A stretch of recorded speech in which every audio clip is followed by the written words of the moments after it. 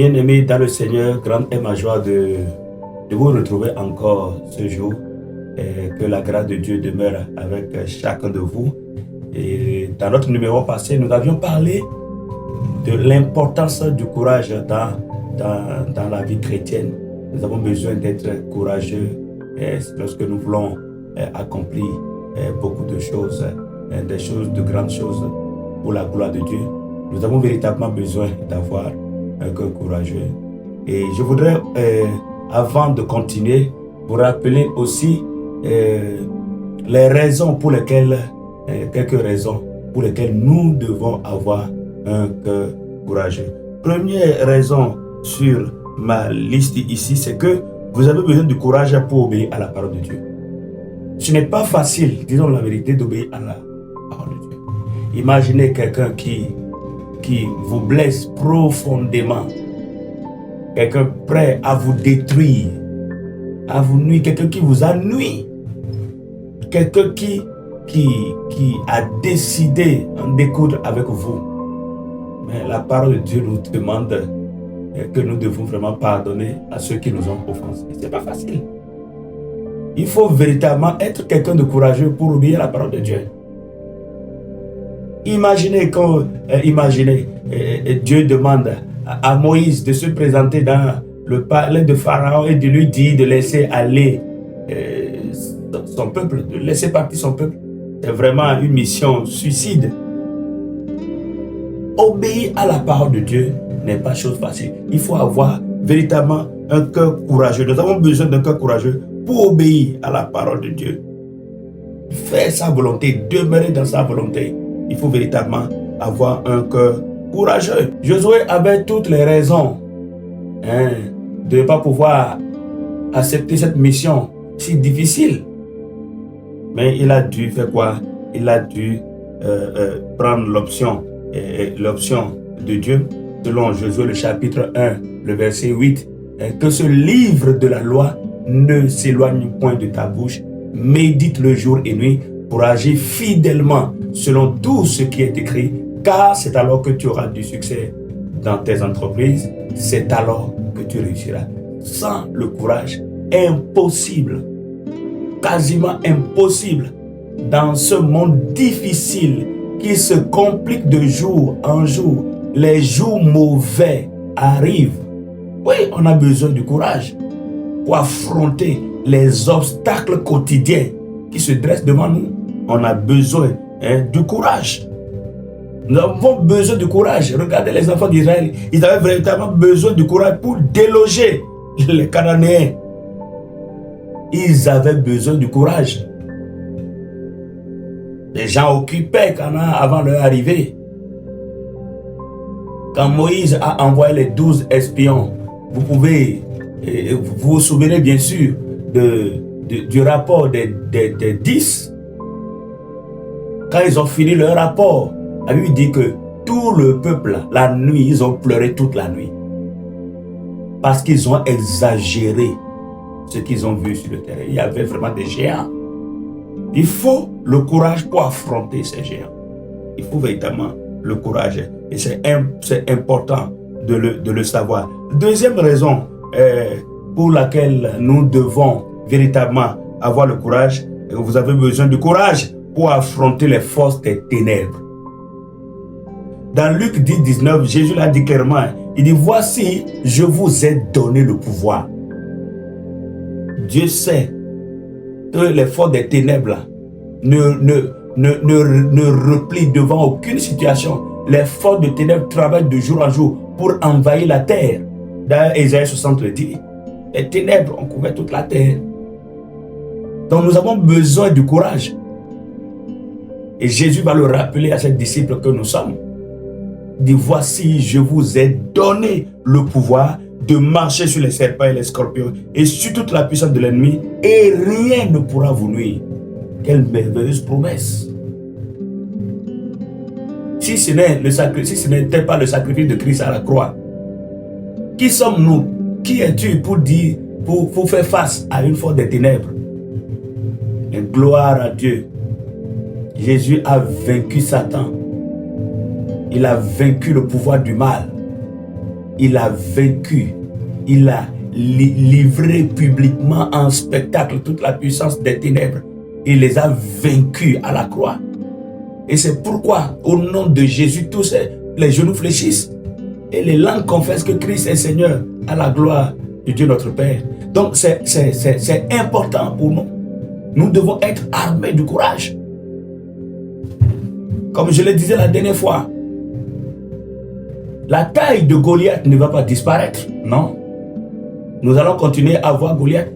La mer rouge ne va pas disparaître. Nous allons continuer à voir la mer rouge. Mais il faut avoir le courage d'affronter. Il faut avoir le courage d'affronter. C'est important que nous sachions. Jésus nous a donné le pouvoir. Et dans Matthieu chapitre 28, les versets 19 et versets 18 et 19, Jésus nous assure, il domine sur toutes les puissances du ciel et de la terre. Oui, c'est important. Tu as besoin de faire usage du courage. Tu as besoin de faire usage du courage. Il dit, voici les miracles qui accompagneront ceux qui auront cru. Marc le chapitre 16, le verset. Jésus a précisé ça.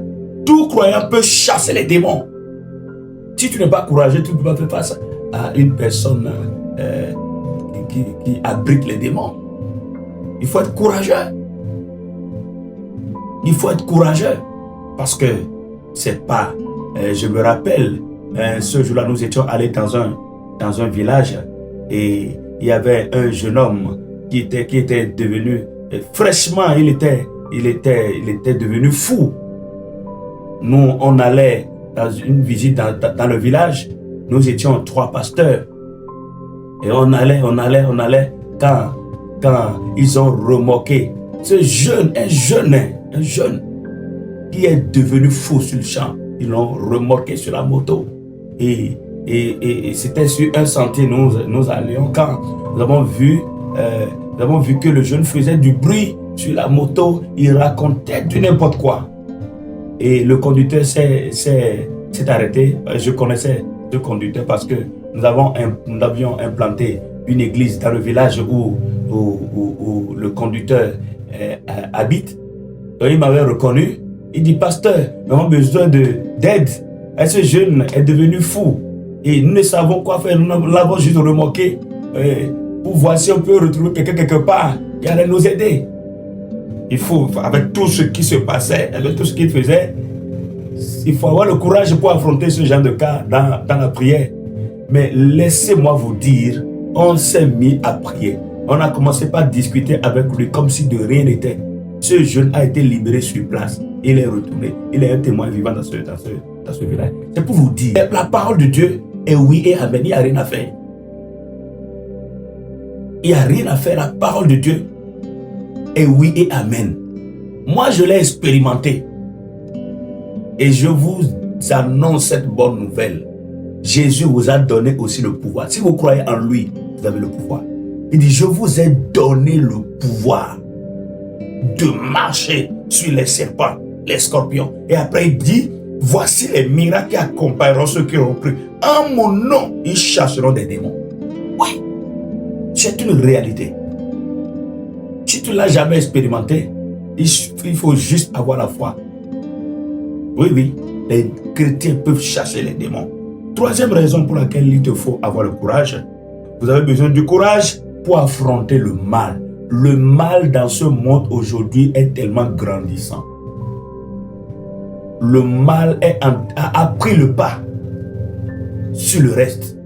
Un cœur courageux pour affronter le système maléfique qui favorise aujourd'hui la méchanceté dans ce monde. Dans tous les domaines, dans tous les domaines de la vie courante, le mal se développe, le mal s'enracine. Et nous avons besoin d'être courageux pour affronter le mal. Jésus a défié la police du temple, le clergé, les aristocrates de Jérusalem qui voulaient transformer le lieu de culte en un marché. Il était animé de la passion d'établir le règne de Dieu. Il faut le courage pour ça. Dans Jean le chapitre 2, le verset 17, la Bible dit, le zèle de ta maison me dévore. Il te faut le courage. Il nous faut le courage pour affronter le mal qui est en train de prendre le pas sur tout. C'est important pour nous de le savoir. Dans Jude le chapitre 1, le verset 3, la Bible dit ceci: je me suis senti obligé de le faire, c'est-à-dire de vous écrire, c'est l'apôtre Paul qui parle. Il dit: je me suis senti obligé de le faire afin de vous exhorter à combattre par la foi qui a été transmise au sein une fois pour toutes. Nous devons combattre par la foi. Il faut combattre le mal. Il faut combattre le mal. Il faut combattre le mal. Quatrième raison, vous avez besoin de courage pour accomplir votre mission. Dieu vous a envoyé sur cette terre pour accomplir une mission spéciale. Nous ne sommes pas identiques, nous ne sommes pas les mêmes. Et chacun a été envoyé pour une mission précise. Et laisse-moi te dire que lorsque Dieu dévoile la mission qu'il t'assigne, lorsque tu rentres dans la présence de Dieu, lorsque tu cherches Dieu, et Dieu te donne une ouverture, t'éclaire par rapport à ta mission sur terre, laisse-moi te dire que au prime abord, tu as tendance à fuir, à dire non. Tu as tendance à voir cette mission plus grande que toi. Parce que nous avons l'habitude de voir les choses pas comme Dieu les voit. Vous me comprenez, j'espère. Ce fut le cas de Moïse. Ce fut le cas de Gédéon. La plupart du temps, lorsque Dieu lève un coin de voile sur la mission qu'il nous a assignée, nous nous voyons toujours petits par rapport à la mission. Il te faut véritablement être un homme courageux. Il te faut véritablement être courageux pour accomplir la mission que le Seigneur t'a assignée. C'est vraiment important. Chacun d'entre nous a reçu une mission précise à accomplir sur cette terre. Et il nous faut de l'autorité. Il nous faut de la foi. Il nous faut le courage pour avancer, pour faire un pas dans la direction de l'accomplissement de notre mission terrestre. Dans 1 Chronique, le chapitre 12, le verset 8, la Bible dira ceci: parmi les Gadites, les hommes vaillants partirent pour se rendre auprès de David dans la forteresse du désert.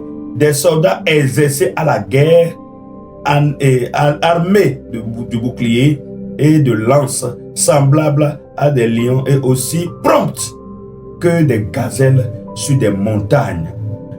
Pendant leur grand exploit, la Bible dit ceci: voilà ceux qui passaient le Jourdain au premier mois, lorsqu'ils débordaient sur toutes les rives et qui mirent en fuite tous les habitants de la vallée à l'Orient et à l'Occident. Verset 15. Vous voyez? Sur le chemin de notre destinée, sur le chemin de la mission à accomplir, se dresse beaucoup de géants, beaucoup d'obstacles, beaucoup d'obstacles. Et il faut être courageux. Il faut véritablement être courageux. Et l'apôtre Paul pouvait également, un homme de cet ordre-là, dans Actes le chapitre 20, versets 22 à 24, poussé par ce désir ardent d'accomplir la mission de Dieu, il a défié des prophéties effrayantes. Toi-même, tu sais que vraiment des difficultés t'attendent. Tu sais que ce n'est pas facile. Tu sais que ça, ce terrain-là, n'est pas facile. Tu sais que là où tu vas, là, par rapport à l'accomplissement de ta mission, tu pouvais payer, c'est au prix de ta vie. Malgré ça, tu avances. Mais qu'est-ce qui te permet d'avancer? Ce n'est que le courage. Ce n'est que le courage. Et je vous l'avais dit déjà, le courage ne signifie pas qu'il n'y a pas la peur. Mais de quelle façon gères-tu ta peur? Donc c'est important, chers frères et sœurs, c'est important, bien-aimés dans le Seigneur, de comprendre l'importance du courage dans notre vie. Cinquième raison, vous avez besoin du courage pour accomplir l'extraordinaire. Tous ceux qui sur cette terre ont accompli quelque chose d'extraordinaire sont des courageux. Sont des courageux. Ce n'est pas facile. Des pleurs, des douleurs. Mais ils sont parvenus à accomplir des choses grandioses. Pas parce qu'ils sont différents, pas parce qu'ils ont deux têtes, juste parce qu'ils sont armés du courage. Ils sont armés du courage. Aucune réalisation durable ne s'accomplira facilement. Il y aura des résistances, des obstacles à surmonter. Et ceci, ce n'est pas facile. Vous avez peut-être enduré l'incompréhension de vos amis. Peut-être que c'est avec une équipe. Et les gens peuvent vous abandonner en cours de route à cause de ce qu'ils voient devant. Tout le monde voit que c'est difficile. Tout le monde voit que ceci-là pouvait nous coûter la vie. Oui, beaucoup de personnes pouvaient même t'abandonner en cours de route. Mais si tu n'es pas courageux, tu ne peux pas. Il faut le courage pour accomplir l'extraordinaire. Regardez, observez, regardez autour de vous. Regardez ces grands hommes de ce monde. Ils ont accompli l'extraordinaire juste parce qu'ils sont courageux. Ils sont courageux. Je l'ai déjà dit. Le courage de Moïse, aller devant Pharaon. Ah, ça c'est un grand risque. C'est au prix de sa vie. Dire à Pharaon de laisser aller le peuple de Dieu. C'est un grand risque. Mais il fallait véritablement avoir le courage pour cela.